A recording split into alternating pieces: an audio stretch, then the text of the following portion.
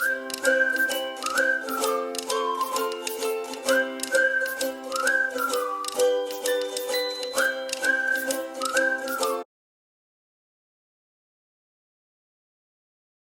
आप सभी का स्वागत है आज के इस नए व्लॉग में। और छठ के महापर्व की आपको हार्दिक शुभकामनाएं। आज छठ पर्व की पहली अर्घ का दिन है, तो हम लोग अर्घ दे के आ चुके हैं, संझा पूजा करके आ चुके हैं। और उसके बाद मैं आज का व्लॉग शाम के 7 बजे स्टार्ट कर रही हूँ, क्योंकि उस टाइम पर जब हम लोग निकल रहे थे पहली अर्घ देने के लिए तो काफी काम उस टाइम पर होता है और टाइम पर पहुंचना होता है, तो उस टाइम पर मैं व्लॉग को स्टार्ट नहीं कर पाई।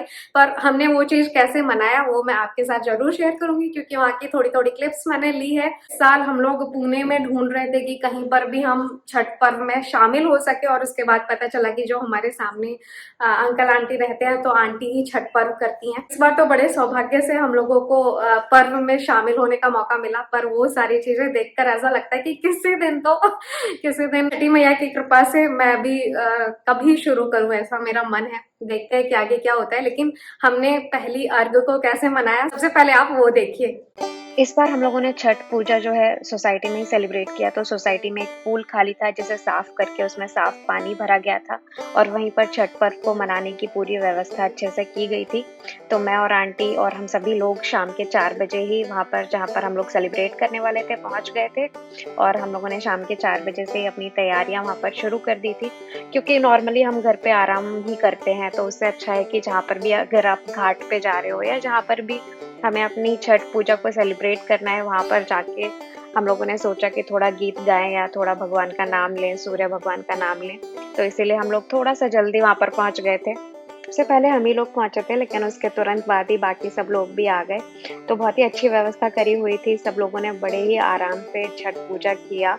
और जितने भी लोग थे उस वजह से और भी ज़्यादा मन लगा हम लोगों को छठ पूजा मनाने में। दीपावली के छठे दिन छठ पर्व मनाया जाता है और ये 4 दिन का पर्व होता है, जिसके लिए हम बिहार के लोग पूरे साल एक्साइटेड रहते हैं और वेट करते रहते हैं कि कब ये आएगा फेस्टिवल। और अभी तो सिर्फ बिहार में ही क्यों, पूरे भारत के हर राज्य में इसको धूमधाम से मनाया जा रहा है। यहाँ पर मैं आंटी को सिंदूर लगा रही हूँ, सुहागनें एक दूसरे को सिंदूर लगाती हैं।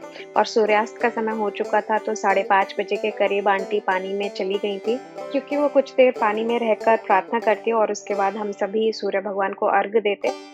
छठी मैया ब्रह्मापुत्री हैं और भगवान सूर्य देव की बहन है, इसीलिए हम ढलते सूर्य और उगते सूर्य के दोनों रूप को अर्घ देते हैं। काफ़ी सारे मेरे व्यूअर्स ऐसे होंगे जो कि छठ पर्व नहीं करते, पर उनको जानने की बहुत इच्छा होगी, तो इसीलिए मैंने यहाँ पर थोड़ा सा डिटेल आप लोगों के साथ शेयर किया। स्वराज और स्वराज के पापा यहाँ पर अर्घ दे रहे हैं। स्वराज ने जब से समझना शुरू किया तब से उसका ये पहला छठ पर्व है। छठ पर्व उसने पहले भी देखा है, लेकिन इस बार जो वो देख रहा है वो सब कुछ उसको याद रहेगा आगे के लिए भी, क्योंकि जब पहले उसने देखा था तो वो बहुत छोटा था। सभी के मन में थोड़ी बहुत चिंता जरूर रहती है कि हमारा छठ पर्व बहुत अच्छे से हो जाए, लेकिन जब छठ पर्व आता है तो बहुत ही मन भी लगता है और इतने आराम से सब कुछ हो जाता है कि पता भी नहीं चलता। सूर्य भगवान की पहली अर्घ यहाँ पर संपन्न हुई, तो अब हम सब चीजों को समेट रहे हैं और घर जाने की तैयारी यहाँ पर चल रही है। आपने देख ही लिया कि हमने पहली अर्घ को कैसे सेलिब्रेट किया। अभी मैं आंटी के लिए चूड़ी बिंदी और सिंदूर निकाल रही हूँ। मुझे पहली अर्घ से पहले ही देना था, पर दोपहर में हम लोग हड़बड़ के चक्कर में भूल गए, बाहर निकलने के चक्कर में। और मेरे पास लाख की कांच की दोनों है, पर ऐसा पर्व होता है तो लाख की चूड़ियां ही ज्यादा अच्छी होती हैं, तो वो मैं सोच रही हूँ कि आंटी को दे दूं। और वीडियो फोटो वगैरह तो हम लोग बहुत देखते रहते हैं, पर जो जाकर पार्टिसिपेट करना होता है ना, उसका अलग ही मजा होता है। तो बस मेरी विश यही है कि हमेशा एटलीस्ट हमें पार्टिसिपेट करने का मौका मिले, और स्वराज बचपन से ही देखता रहे ये सब चीजें कि हम हमारा जो ट्रेडिशन है उन सब चीजों को किस तरह से फॉलो करते हैं। सिंदूर मैंने निकाला नहीं, उसी के अंदर उसी में रख दिया। हाँ, निकाल। तो ये चूड़ी सिंदूर और बिंदी लेकर चलते हैं।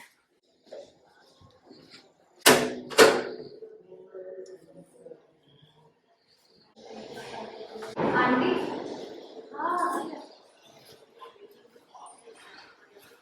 या कल पहनेंगे तो क्या है, कभी पहन लीजिएगा। हाँ बाद में पहन, हाँ ठीक है ना। इंडिया वर्सेस साउथ अफ्रीका में आज इंडिया हार गई है। पतिदेव का मूड ऑफ है, तो खाना क्या खाओगे कि नहीं खाओगे? खाने के नाम पे हमेशा रेडी।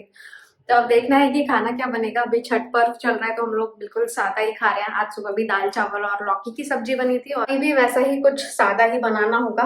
तो रोटी या चावल बनाना है ये तो समझ में आ जाता है, बट सब्जी क्या बनाई जाए वो समझ में नहीं आता। फिर भी देखते हैं, कुछ तो बनाएंगे। डिनर रेडी है जिसमें मैंने बनाया है पराठा, आलू की भुजिया, गुड़ और साथ में हरी मिर्च के साथ नमक। तो मेरा काम आसान हो गया क्योंकि पतिदेव को आज यही खाने का मन था। तो अभी मैं डिनर लेकर चलती हूँ। 9 बज गए हैं ऑलरेडी। डिनर खा के हम लोगों को जल्दी से सोना है क्योंकि कल सुबह की अर्घ का जो मुहूर्त है वो 5 बजे से शुरू हो रहा है। तो मैक्सिमम 5 से 5:30 बजे हम लोगों को नहा धो के तैयार होकर वहां पे पहुंचना होगा। जल्दी से अपना डिनर फिनिश करके हम लोग जाते हैं सोने के लिए और सुबह की अर्घ के समय हम लोग आपसे मिलते हैं। स्वराज महाराज आदि सोने की अवस्था में और आदि जागृत अवस्था में नहा धो के पूजा पाठ करके तैयार हो गया बेचारा सुबह सुबह ठंडी में।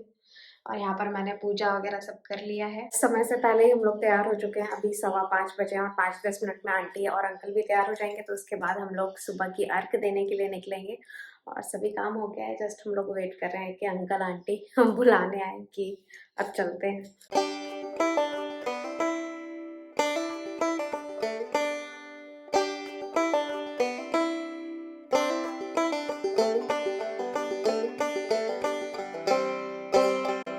5:30 बजे हम सभी घाट पर पहुंचे और सुबह के 5:30 बजे बाकी सब लोग भी आकर छठ पूजा की अपनी अपनी तैयारियां कर चुके थे और सभी लोग इंतजार कर रहे थे कि कब सूर्यदेव दर्शन देंगे तो हम उन्हें सुबह की अर्घ डालेंगे। हम लोग भी डलिया से सभी सूप को बाहर निकालकर घाट पर सजा रहे हैं इस समय पर। न जाने कितने लोगों की मनोकामना इस महापर्व ने पूरी करी हैं और कितने लोगों की आस्था और आस दोनों ही इस महापर्व से जुड़ी हुई हैं। तभी सिर्फ बिहार में ही नहीं, अब धीरे धीरे पूरे देश में इस महापर्व को बहुत ही धूमधाम से मनाया जाता है। सूर्योदय का समय होने वाला था तो अभी सुबह के 6 बज रहे हैं और सभी लोग अब धीरे धीरे जल में उतर रहे हैं क्योंकि सूर्योदय से थोड़ा सा पहले ही जल में उतरना होता है ताकि हम थोड़ी प्रार्थना भी कर सकें। और 10-15 मिनट प्रार्थना करने के बाद सूर्योदय का समय होगा और उस समय पर हम भगवान सूर्य को सुबह की अर्घ डालेंगे।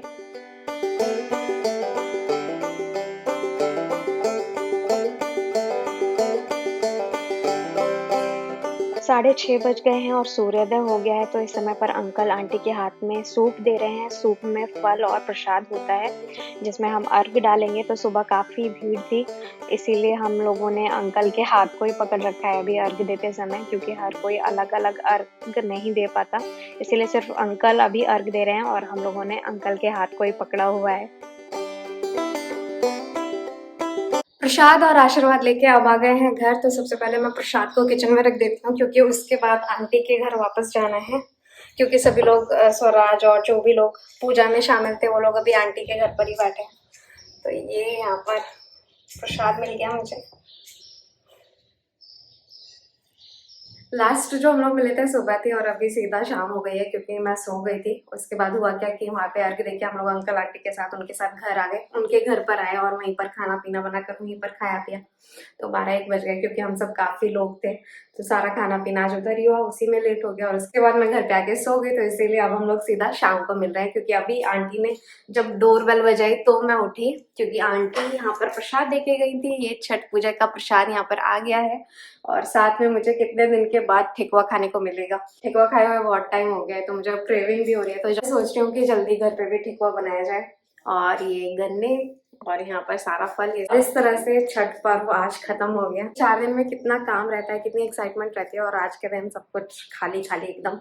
तो चलिए फिर इस व्लॉग को यहीं पर एंड करते हैं। लास्ट व्लॉग में आपने देखा होगा कि मेरी पहली सैलरी आने वाली होती है, पर कभी कभी कुछ अच्छा आने वाला होता है ना तो वो बड़ी इजीली नहीं मिलता। तो वही चीज मेरे साथ हो गई है। 21 से 25 के बीच में सैलरी आती है यूट्यूब की, तो 21 को ही क्रेडिट हो गई थी यूएस से, लेकिन इंडिया ट्रांसफर होने में उसको 2-3 दिन लगे। तो यहाँ पर नोएडा के बैंक में ट्रांसफर हो चुका है। वो भी मेरे पास मेल आ चुका है कि 24 या 25 तारीख में यहाँ पर ट्रांसफर हो चुका है, बट अभी तक मेरे अकाउंट में ट्रांसफर नहीं हुआ है। नोएडा की बैंक शाखा में ट्रांसफर हो गया पर मेरे अकाउंट में अभी तक नहीं। तो अब टाइम आ गया है कि मैं बैंक में पता करूँ, कुछ भी भेज के या कॉल करके। तो हाँ, मुझे बड़ी आसानी से मेरी पहली सैलरी नहीं मिली। देखते हैं, अभी तक क्रेडिट नहीं हुई है। तो जब भी क्रेडिट होगी उसके बाद भी व्लॉग बनाया जाएगा और आप लोगों के साथ शेयर किया जाएगा। फिलहाल अभी के लिए जीरो है। तो चलिए फिर जीरो के साथ आज का ये व्लॉग खत्म करते हैं। मिलेंगे आपसे अगले व्लॉग में, तब तक के लिए आप अपना ख्याल रखिए। नमस्ते।